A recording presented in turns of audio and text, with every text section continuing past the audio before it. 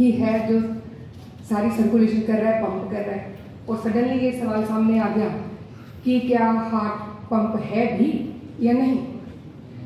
तो इसके पहले कि मैं अपना जो आयुर्वेद का पर्सपेक्टिव है वो आप सबके सामने रखूं, मैं आप लोगों से एक सवाल पूछना चाहती हूँ।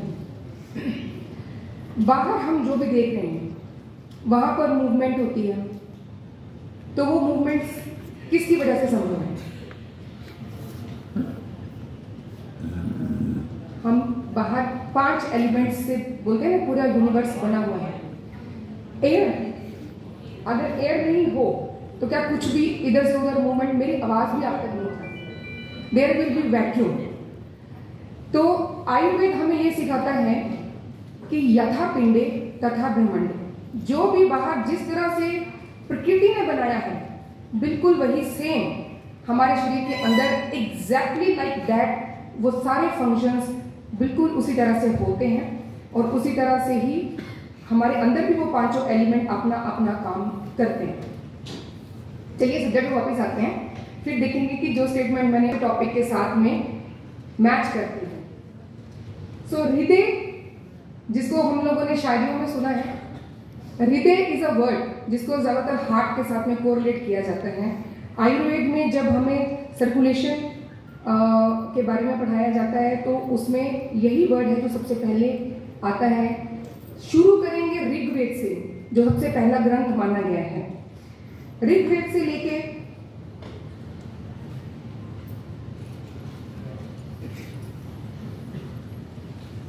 जो किस तरह से हार्ट एंड सर्कुलेशन को एक्सप्लेन किया गया है, जरा थोड़ा सा टाइम लेकर हम इसको अगर समझें तो जो डॉक्टर बिस्रूप ने अभी हमारे सामने एक प्रश्न रखा, तो मुझे लगता है कि बहुत हद तक हम खुद ही उसके बारे में विद एविडेंस मान लेंगे।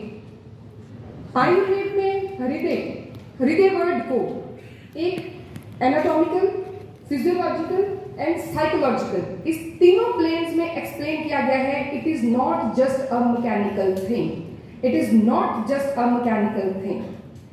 क्योंकि अगर हम इसकी डेफिनेशन या उसकी जो एक्सप्लेनेशन है कि वो कैसा दिखता है, उसमें क्या क्या होता है, क्या क्या काम होते हैं, आज हमने क्योंकि मॉडर्न साइंसेस की जो सो कॉल्ड बुक्स है उसमें भी पिक्चर्स या जैसे कैसे भी वो दिखा के हमें समझा दिया गया, तो क्वेश्चन ये होता है कि क्या इतने वर्षों पहले लिखे हुए शास्त्रों में वो सारी बातें उन लोगों को मालूम भी थी कि नहीं थी? तो देखिए आपके सामने श्लोक है, उस श्लोक में, ये श्लोक अथर्ववेद संहिता के वॉल्यूम 2 में पेज नंबर 32 उस पर दिया हुआ है। इसमें लिखा गया है कि हार्ट दिखता कैसे है, उसकी शेप कैसी होती है। ये देखिए तैत्तरीय उपनिषद में भी ये एक्सप्लेन किया गया कि एक जो कमल के फूल की बड होती है उसको अगर हम उल्टा कर देते हैं तो हार्ट बिल्कुल उस तरह का दिखाई देता है। ये आज से हजारों वर्ष पहले लिखे गए शास्त्रों में, ग्रंथों में ये बताया गया। आज तक हम उनको पढ़ के उससे समझ सकते थे, लेकिन बड़े ही सिस्टमेटिक वे से वो सारा कुछ जो है हमसे दूर कर दिया गया ताकि हम उसको समझ ही ना पाए, और जो वो हमें बताना चाहते हैं वही हम समझ पाए। निरुक्ति मीन्स इटिमोलॉजी, राइट, लाइक कि वो वर्ड बना कैसे। हृदय वर्ड अगर है तो उसका अर्थ क्या है? It is not just a heart, उसको सिर्फ डिनोट करने के लिए उसका नाम रख दिया गया, ऐसा नहीं है।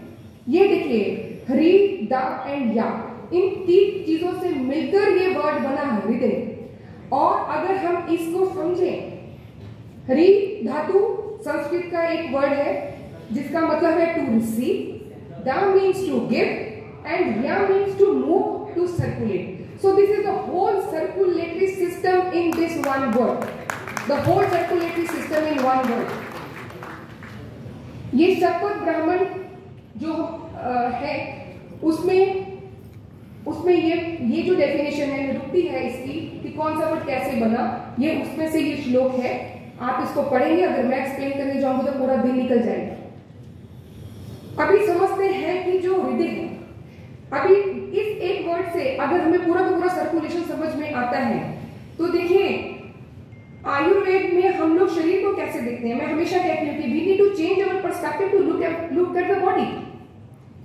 हमें बॉडी को पार्ट्स में कंपार्टमेंटलाइज करके हर एक चीज को अलग अलग कंपार्टमेंट्स में डिवाइड करके हमें ये सिखाने की, ये बताने की, ये पढ़ाने की और हमारे दिमाग में अच्छी तरह से बिठाने की कोशिश की गई है कि हम नहीं हैं, हम या तो फेफड़े हैं या दिल है या किडनी है या लिवर है या सेरिबेलम है या सेरिब्रम है, हम ये हैं।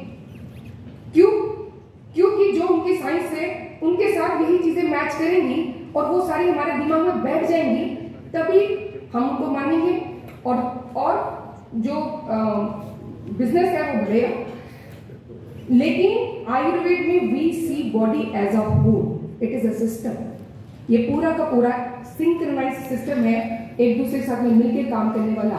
तो हृदय भी, सर्कुलेटरी सिस्टम भी, it is not just a compartment of the body, ये पूरे शरीर में है। जैसे डॉक्टर साहब ने अभी बताया कि देयर शुड बी मिलियंस और थाउजेंड्स और hundreds at least of hearts in the body, so that कि वो पंप जो है वो चलता रहे। अभी मेरा एक और सवाल है कि हार्ट ने यहां से तो पंप कर दिया, हालांकि अगर मैं इसको देखूं कि it is located on the little left side of our chest, तो ये अगर हम लोग अदरवाइज भी देखें कि सब तरफ अगर बॉडी में पूरे फोर्स के साथ में, इक्वल फोर्स के साथ में अगर इसको ब्लड पंप करना भी था तो इसको सेंटर में होना चाहिए था बॉडी के, ये सेंटर में क्यों नहीं है? इसकी तो पोजीशन ही क्वेश्चनेबल है फिर तो, अगर इसके फंक्शन के हिसाब से अगर हम देखते हैं। और इसने भेज दिया, मैं खड़ी हूं, मेरे पैरों में से वो वापस कैसे आ गया? Who is sending the blood back to the heart, lungs, XYZ कोई भी पोजीशन पे, तो वहां कौन सा पंप काम कर रहा है? This is the question. Ayurveda has the answer. Let's understand this thing. प्राण वायु मीन्स हम लोग जिंदा हैं, दैट इज प्राण वायु। सो उससे पहले वायु से ही निकला है वात, और vata, pitta and kapha, these are 3 basic elements जो फंक्शनल यूनिट्स है हमारी बॉडी के, जिसके साथ हमारी सारी जो फिजियोलॉजी है वो काम करती है।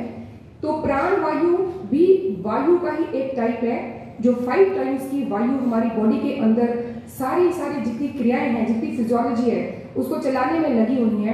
उनमें से प्राण वायु अगर है तो हम जिंदा हैं, अगर नहीं है तो हम नहीं हैं। इसकी सीट को हृदय माना गया है, इसकी सीट को हृदय माना गया। प्राण वायु रिजाइड्स इन हृदय, जब तक वो वहां है तो हम जिंदा हैं, उसको निकाल देंगे तो हम मर जाएंगे। It regulates breathing, it sustains intellect, hridaya itself is a sense organ and the lungs. See how vast, how elaborated this hridaya or the circulation or the prana in our body is. Physiologically if we see, what does hridaya do? तो ये 3 तरह की चीजें जो आपके सामने हैं, व्यान वायु, साधक पित्त एंड अवलंबक कफ। अब ये 3 चीजें हमें ग्रीक लग रही होंगी कि ये सब है क्या? सी, ये सब हम समझ ना सकें, इसके लिए सबसे आसान तरीका था मीडियम ऑफ इंस्ट्रक्शन को बदल दो, लैंग्वेज बदल दो, समझ ही नहीं आएगा कि बुक्स में क्या लिखा हुआ है। जो कि इस समय इस हॉल में बैठे हुए हम सब लोग, हर एक व्यक्ति इसी जो एक सिस्टमेटिक जो प्लान था उसका शिकार है कि हमें ये सब लिखा हुआ ग्रीक जैसा लग रहा है, जबकि ये हमारे अपने शास्त्रों में, हमारे अपने वेदों में लिखा गया था और हमारी अपनी भाषा में लिखा गया था। लेकिन वो भाषा को ही बदल दिया गया, तभी हमारी अपनी किताबों में लिखी हुई चीजें हमें खुद ही समझ में नहीं आ रही हैं और हम वही समझ रहे हैं जो वो उनकी भाषा में हमें बता रहे हैं, हमारी किताबों में हमारे बच्चों को पढ़ाया जाए। 6th स्टैंडर्ड से ही ये बताना शुरू कर दिया जाता है। सो दीज 3 थिंग्स, यानी वायु, पित्त जो कि अग्नि महाभूत से बना हुआ है, एंड कफ, इन तीनों के वो एक टाइप जो सर्कुलेशन में अपना पार्ट प्ले करते हैं, उन तीनों की मेन सीट हृदय को माना गया है।